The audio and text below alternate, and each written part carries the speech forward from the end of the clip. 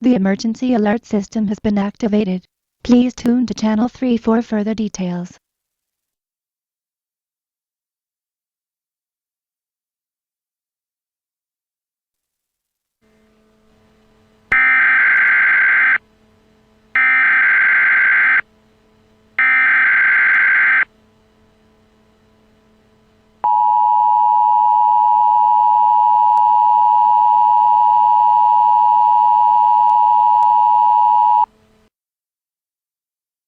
The National Weather Service in Peachtree City has issued a severe thunderstorm warning for northeastern Jasper County in central Georgia, southern Morgan County and north-central Georgia until 11:30 p.m. Eastern Daylight Time. At 10:51 p.m. Eastern Daylight Time, National Weather Service Doppler radar indicated a severe thunderstorm capable of producing penny-sized hail and damaging winds up to 60 miles per hour.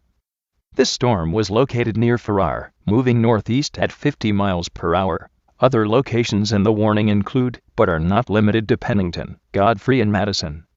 If you see wind damage, large hail, or significant flooding, wait until the storm has passed, and then call the National Weather Service toll-free at 1-866-763-4466.